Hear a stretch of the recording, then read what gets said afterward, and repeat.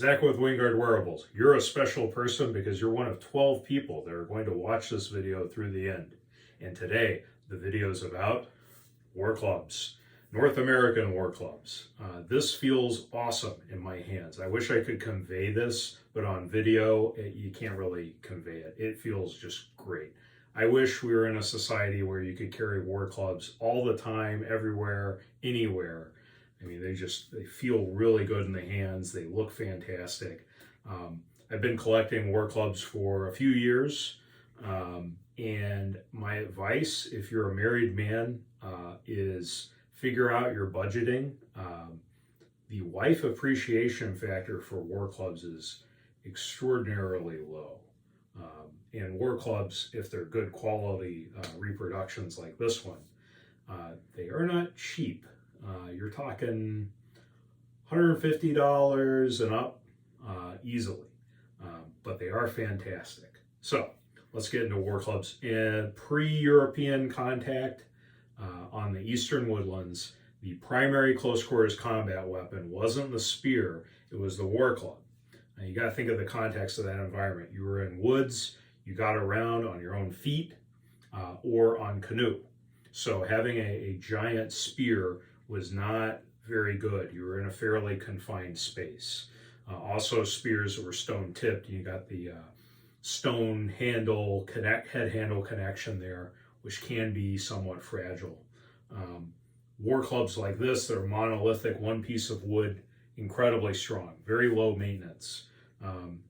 This particular style of war club, the ball-headed war club, is the one you see depicted a lot in video games and in other movies, and that's the one most people think of when they think of Native American war club. This style was actually only common in the northeastern part of North America. It was not a prolific style, and there are reasons why, but it is a very eye-catching style.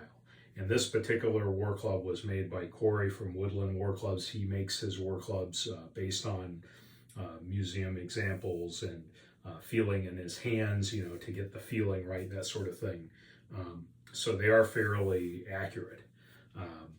Now, this style, you have this globe-like section. Usually it was a root burl of a sapling that was growing on like a hillside or near a creek. So the trunk of the sapling was coming offset from the root burl. So you could do harvesting, drying, and then removing the material until you carved it into the shape. This particular one I'm holding is made from ironwood, and Corey took this section, the globe section, from the trunk of the tree with this branch coming off that became the handle. Incredibly strong head handle connection.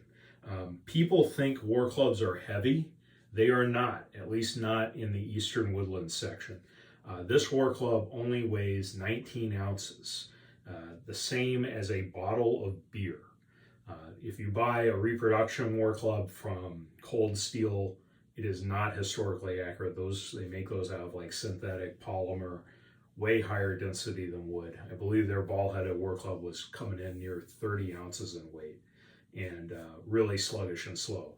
This is really light and fast. No combative text or anything exists to show how warriors use these, but holding the war club in your hands, you get the idea pretty quick. There are also archaeological remains, skulls that got slammed in with these things. You use the globe end that puts more of the war club's mass further away near center of impact. The spherical shape means that anytime you contact, you're at a very small surface area, so you have an enormous contact pressure to cave in a person's head when you clobber them with this thing. It will put a dent in a skull real quick. These styles often had just a squared off butt end, but many times they would carve a pointed pommel like this. Sometimes it's carved like a deer hoof shape. And when you hold that in your hands, you can imagine throwing this out there to slam into somebody, and if that doesn't work out, catching it and then driving that hard wood point into the torso of the opponent, causing tremendous damage. So this was a very effective weapon, but it was not the most prolific. The most prolific was this style. See how thin it is. This was also made by Corey. Thank you, my assistant, my wife, who really doesn't appreciate these Warclubs. No, I don't. Yeah, so this style is what I would refer to as like a saber style Warclub, or if it was more angular, a gun stock style Warclub. This was the most prolific style throughout North America. The one I'm holding is made from red oak. Other hardwoods could be used, but it only weighs just under 11 ounces. I mean, it is crazy quick. So this weighs less than a can of beer. Sometimes they featured antler tines or blades embedded into them after a trade was established, but that was the most prolific style. Fairly easy to carry, to tuck in to the waistband, that sort of thing, or like a sash type thing. But I believe these were probably more popular because you did not rely on just concentrating your impact force on that globe, like the ball-headed Warclub. If an opponent threw up a forearm to block the blow to the skull, they're still going to suffer blunt impact trauma concentrated along the entire edge. And this style almost always has a pointed pommel. So again, you can transition to driving that point into the opponent's body. As prolific and effective as these were, and these were essentially a renewable resource, you could just harvest from the wood around you. They were almost entirely eclipsed by the spiked tomahawk and other styles of tomahawks. So when European trade and colonizers came in, and you started having frontier blacksmiths making these and heads getting imported from Europe,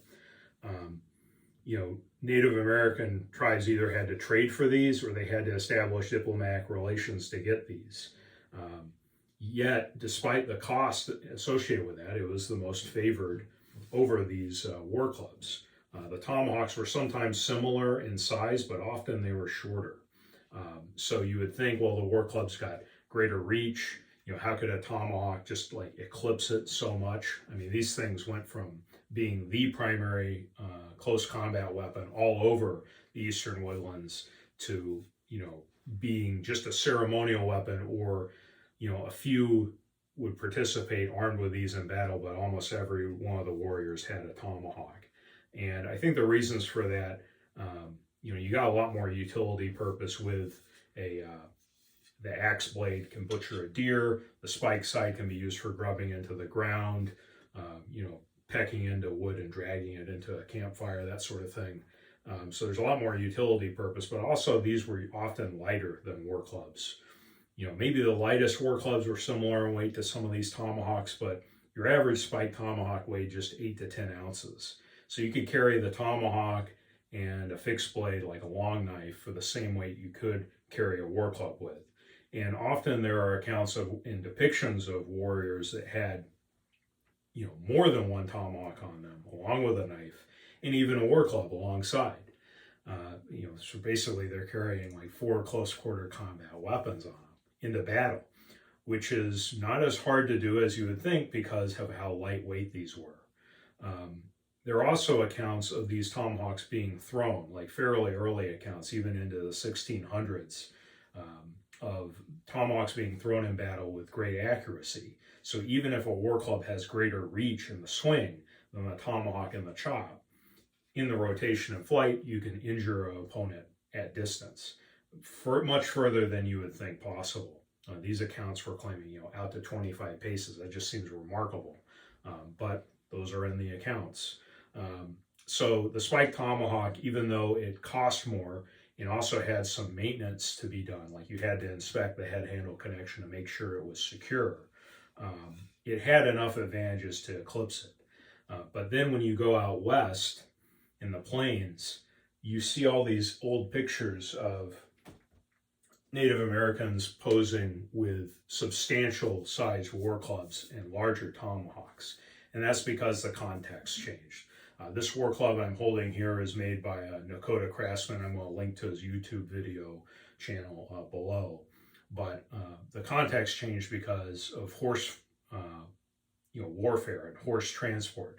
Instead of being all on foot or by canoe and combat all on foot, now you're on horseback. And so the horse can not only help you carry heavier equipment, but in the context of fighting on horseback, if you're riding past an opponent who's on a horse or on the ground, you only have a momentary one shot at taking out that opponent. Also, you're not just dealing with hitting people, you're hitting an opponent's horse. You got to be able to deliver way more impact momentum to take out a horse or other beasts. There are accounts of these things being used against bears. So this is like a football-shaped rock attached to a rawhide and wood handle. I got this and was really impressed by it. I mean, it is a lot higher momentum, a lot higher swing weight. But even this, as large as it is, it's over 30 inches in length. It only weighs about 24 ounces. And there are Tomahawks on the market today that are way shorter than that weigh even more than that. So even big war clubs were lighter than you would expect. And really it's because in combative, speed is everything.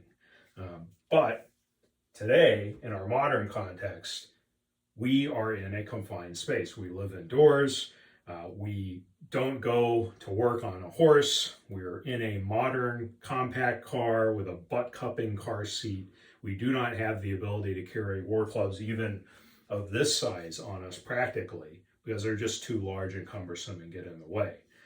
So that's why Wingard Wearables focused when we designed our Back Ripper Tomahawk and Empress Tomahawk. We learned off of the Tomahawks that were favored in the eastern woodlands.